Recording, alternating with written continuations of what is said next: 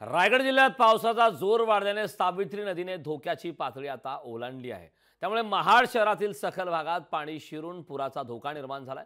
दस्तुरी नागा परिसरात 2 ते 3 फुटांपर्यंत पाणी आल्याने महाड रायगड रस्ता वाहतुकीस बंद करण्यात आला आहे। तर सुकट गल्लीत पुराचं पाणी आल्याने मुख्य बाजारपेठेला पुराचा धोका आता निर्माण झाला। महाडमधील परिस्थितीचा आढावा घेतला आमचे प्रतिनिधी भारत गोरेगावकर। रायगड जिल्ह्यामध्ये पावसाचा जोर वाढल्याने त्यामुळे रायगडमधल्या नद्यांनी धोक्याची पातळी ओलांडलेली आहे। सावित्री नदीने धोक्याची पातळी ओलांडल्यामुळे महाड शहराला पुराचा धोका निर्माण झाला आहे। महाड शहरातील सकल भागामध्ये पुराचं पाणी शिरायला सुरुवात झाली आणि त्यामुळे नागरिकांसह व्यापाऱ्यांनी आपल्या वाहनांची खबरदारी कशी घेते आपण दृश्यांमधून पाहू शकताय। ही सर्व वाहनं जी रांगेत लागलेली दिसत आहेत ही मुंबई गोवा राष्ट्रीय महामार्गावरती लागलेली आहेत। मुंबई गोवा राष्ट्रीय महामार्गावरती जे फ्लायओव्हर झालेले आहेत त्या फ्लायओव्हरवरती हजारोंच्या संख्येने महाडकरांनी आपल्या 4 चाकी आणि दुचाकी वाहनांना या ठिकाणी पार्किंग करून ठेवलेलं आहे। याचं कारण असं आहे 2 वर्षापूर्वी महाडमध्ये जो महापूर आला होता त्या महापुराची पातळी जवळपास 22 ते 24 फुटापर्यंत होती। त्यामध्ये महाडकरांचं अतोनात नुकसान झालं होतं आणि जास्त नुकसान झालं होतं ते वाहनांचं। 4 चाकीसह दुचाकी सायकली या खराब झाल्या होत्या आणि त्यामुळे पुन्हा याची पुनरावृत्ती होऊ नये याची खबरदारी महाडकर घेताना दिसत आहेत। महाडमध्ये पावसाचा जोर कायम आहे, त्याचबरोबर महाबळेश्वर आणि पोलादपूरमध्ये सुद्धा पावसाचा जोर कायम आहे। एकूणच पावसाचा जोर कायम राहिला आणि भरतीच्या वेळी जर का पुराचं पाणी महाड शहरामध्ये मोठ्या प्रमाणात आलं तर त्यातून तर पुण्यातली ही दृश्य आपण पाहिलेली आहेत। अनेक चॅनल म्हणजे वेगवेगळ्या मान्यवरांशी बोलायचं होतं पण आता तुम्ही मर्यादितच आहे। कालपासून खूप मोठ्या प्रमाणावर आपल्या भागामध्ये पाऊस पडतोय, महाराष्ट्रामध्ये पाऊस पडतोय। आता मी नियंत्रण कक्षातूनच तुमच्या सगळ्यांशी बोलतोय।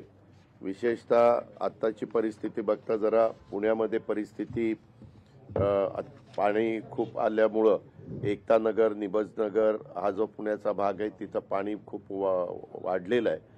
तिथं आता राजेंद्र भोसले पुण्याचे आयुक्त पोहोचलेले आहेत। स्वतः माधुरीताई मिसाळ तिथल्या आमदार ह्या सकाळपासूनच पहाटेपासूनच त्या तिथं प्रयत्न करतायत। तिथले जे नागरिक त्यांच्या सोसायट्यांमध्ये पाणी गेलेलं आहे, काही पहिले मजले पाण्यामध्ये गेलेले आहेत, त्यांना पाण्यातनं बोटीतनं बाहेर काढण्याचा प्रयत्न आपण त्या ठिकाणी करतोय। प्रयत्न नाही, काम चालू केलेलं आहे। NDRFच्या पण आपण बऱ्याचशा टीमला तिथं अलर्ट केलेलं आहे, त्या पण बोटी तिथं पोहोचलेल्या आहेत। आता मला आपल्या मार्फत महाराष्ट्राला सांगायचं आहे की आता मुंबईमध्ये कुर्ला घाटकोपरला 2 आपण NDRFच्या टीम ठेवलेल्या आहेत। ठाण्याला 1 ठेवली, पालघर 1, रायगड 1, रत्नागिरी 2, कोल्हापूर 1, सांगली 1, सातारा 1, सिंधुदुर्ग 1। मुंबईमध्ये स्टँडअलोन 3 टीम आहेत, पुण्यामध्ये 3 आहेत, नागपूरला 1 आहे। अशा 18 स्टँडअलोन आणि तिथं ॲक्च्युली ह्या टीम आपण ठेवलेल्या आहेत। तसंच SDRFच्या आपण ज्या टीम ठेवल्यात गडचिरोलीला 1, नांदेडला 1 आणि भंडाऱ्याला 1 आणि नागपूरला 1 आणि धुळ्याला 2 अशा 6 टीम ह्या SDRFच्या त्या भागामध्ये आपण ठेवलेले आहेत। हे सगळं होत असताना झालं काय, रेड अलर्ट कालच सांगण्यात आलेलं होतं। आज आम्ही पुणे पिंपरी चिंचवडच्या शाळांना सुट्ट्या दिलेल्या आहेत। जिथं मोठ्या प्रमाणावर पाऊस आहे त्या भोर, वेल्हा, मुळशी त्या भागातल्या पण शाळांना सुट्ट्या दिलेल्या आहेत। आपल्या इथली धरणं वरसगाव, पानशेत, खडकवासला, टेमघर ही धरणं साधारण कमी भरलेली होती आणि त्याच्यामुळं पाण्याची गरज होती। साधारण निम्मा काळच पुण्याला पाणी पुरेल अशा प्रकारची परिस्थिती होती। परंतु आपल्या इथलं 2.5 TMCचंच धरण खडकवासल्याचं आहे। खडकवासल्याला वरच्या भागामध्ये पाऊस या सगळ्या धरणाच्या एरियात 8 इंचाच्या पेक्षा जास्त पाऊस पडला गेला। आपल्या पुण्यामध्ये जवळपास 5 इंचापर्यंत पाऊस पडला गेला। 114 आहे म्हणजे 5 इंचाला थोडं कमी, पण अंदाजे 5 इंचाच्या पर्यंत पाऊस पडला गेला। त्याच्यामुळं फ्री कॅचमेंट एरिया आणि कॅचमेंट एरिया या दोन्ही भागामध्ये पाऊस पडलेला मुळं खडकवासला धरण तर लगेचच भरतं। धरण आहे 2.5 TMCचं, पाणी वरनं आलं जवळपास 3-3.5 TMC तेवढं पाणी आल्यामुळं आपल्याला दरवाजे उघडावे लागले आणि जवळपास 45,000च्या पेक्षा जास्तीचा फ्लो आपण खडकवासल्याचा सोडलेला आहे, परंतु 45,000चा फ्लो सोडत असताना आम्ही एक गोष्ट कटाक्षाने केली की पहाटे सोडायचा निर्णय घेतला. रात्री सोडला असलं तर मोठ्या प्रमाणावर झोपेत असतानाच लोकांचे जिथं सखल भाग आपण त्याला म्हणतो त्या भागामध्ये पाणी शिरलं असतं, लोकांना खूप त्याचा त्रास झाला असता. त्याच्यामुळे पहाटे सोडल्यानंतर अजून आत्ताच्या घडीला पाणी बनगार्डनला पोहोचलंय, परंतु ह्याला पोहोचलेलं नाही, दौंडला पोहोचलेलं नाही. त्याला अजून काही तास लागणार आहे आणि मग नंतर ते उजनीमध्ये जाईल. परंतु बनगार्डनला पण तसं ह्याला दौंडला पण पाणी तसं कमी क्युसेसनीच चाललेलं आहे. आम्ही आता शेखर सिंग म्हणजे पिंपरी चिंचवडच्या आयुक्ताला पण अलर्ट केलेलं आहे, कारण पवना धरण देखील आत्ताच्या घडीला साधारण पवना 70% पर्यंत पोहोचलंय, परंतु पवनामध्ये वरच्या भागात 15 इंच पाऊस पडलाय. त्याच्यावर जर ते पाणी आलं तर पवना धरण भरल्यावर पवनेचं पाणी सुटेल आणि पुण्यामधनं जवळनं पाणी पास होत असताना इकडं मुळशीचं पण ओव्हरफ्लोचं पाणी तिकडे येऊ शकतं, वरसगाव, पानशेत, खडकवासला, टेमघरचं पण पाणी येऊ शकतं आणि आपल्या हे ज्या धरणं आहेत तुमच्या मावळ तालुक्यातली जी टाटाची धरणं आहेत आणि आपली जी धरणं पवना आहे त्याचंही पाणी येतं. अशा पद्धतीनं तिथं झालेलं आहे. आपला जो ताम्हाणी घाट आहे त्या घाटामध्ये दरड कोसळली. ते दरड कोसळून जो रायगड जिल्हा आणि पुणे जिल्ह्याला जोडणारा जो रस्ता आहे तिथं दरड कोसळल्यामुळं एक जण मृत्युमुखी पडला, एक जण जखमी झाला. त्यांचं हॉटेल होतं छोटंसं, त्याच्यावरती दरड कोसळली गेली. आत्ता काही मनुष्यहानी पण झालेली आहे, तिथे एक झाली. लवासामध्ये दरड कोसळली, ती एका घरावर कोसळली, बंगल्यावर.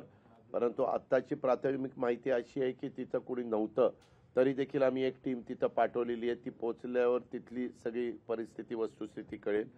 दुर्दैवाने मात्र एक गोष्ट घडली. पहाटे 3च्या सुमारास ज्यावेळेस आम्ही नदीला पाणी सोडणार असं साधारण वातावरण, सततच पाऊस पडत होता, त्यावेळेस नदी पात्रामध्ये अनधिकृतपणे बुर्जी आलेलं होतं. त्याचा वेग आता कमी केलेला आहे आणि 15,000 क्युसेक्स वेगाने पाणी आहे ते सध्या मुठा नदीमध्ये सोडलेलं आहे आणि त्यामुळे सध्या आपण ज्या सिंहगड परिसरामध्ये आहोत इथलं पाण्याचं जर आपण प्रमाण पाहिलं तर ते काहीसं कमी झालेलं पाहायला मिळतंय. हळूहळू पाणी ओसरतं आहे, पण अजूनही नागरिक यांना रेस्क्यू केलं जात आहे. महापालिकेच्या वतीनं या कर्मचाऱ्यांच्या मदतीनं नागरिकांना आता बाहेर आणलं जातंय. थोड्याच वेळात एनडीआरएफच्या ज्या 2 टीम आहेत त्या सुद्धा आता या ठिकाणी पोहोचत आहेत. त्याआधी आपण पाहतोय की हे रेस्क्यू ऑपरेशन आहे ते सध्या या ठिकाणी सुरू झालेलं आहे आणि पाण्याचा प्रवाह हा काही प्रमाणात कमी झालेला आहे आणि त्यामुळे पाणी सुद्धा आता ओसरू लागलेलं आहे.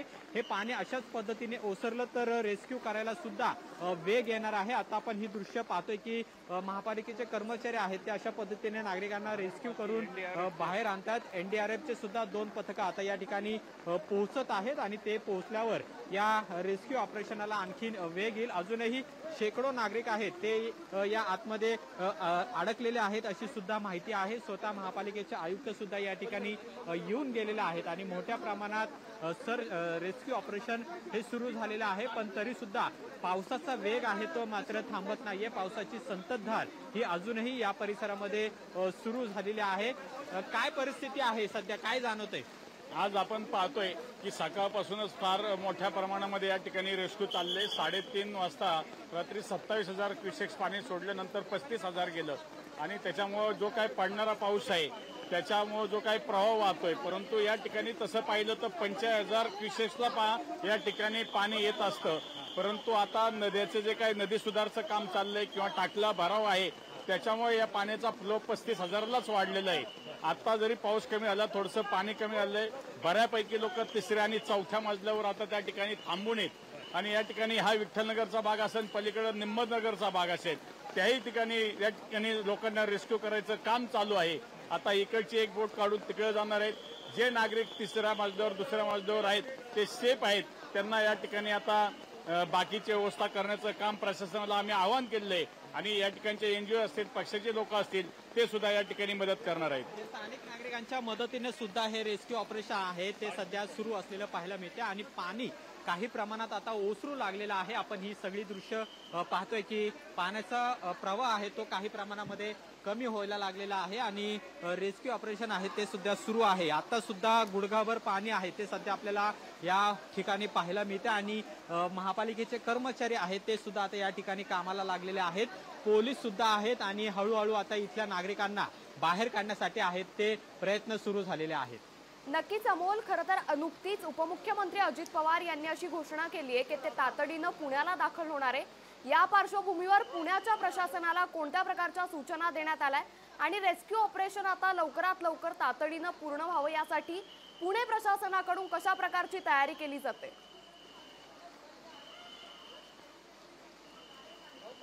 खरं तर 2 NDRFच्या टीम आहेत त्या सुद्धा आता या ठिकाणी येऊ लागलेल्या आहेत. काही वेळात त्या सुद्धा या ठिकाणी पोहोचतील. पण महापालिकेचे जवळपास 150 कर्मचारी आहेत ते अशा पद्धतीने रेस्क्यू ऑपरेशनाला लागलेले आहेत आणि नागरिकांना बाहेर काढण्याचं काम आहे ते सुद्धा केलं जाते. पुणे शहर, पिंपरी चिंचवड आणि ग्रामीण भागातल्या ज्या ज्या ठिकाणी अतिवृष्टीचा इशारा देण्यात आलेला आहे तिथं प्रशासनाकडून खबरदारी घेतली जाते. शाळांना सुद्धा सुट्टी देण्यात आलेली आहे आणि जिल्हाधिकारी सुहास दिवसे हे स्वतः लक्ष ठेवून आहेत. प्रत्येक घडामोडींवर ते सुद्धा सूचना देऊ लागलेले आहेत. त्याचबरोबर महापालिकेचे आयुक्त हे सुद्धा सध्या या सिंहगड रोड परिसरामध्ये आलेले आहेत आणि इथं सुद्धा ते आढावा घेत आहेत.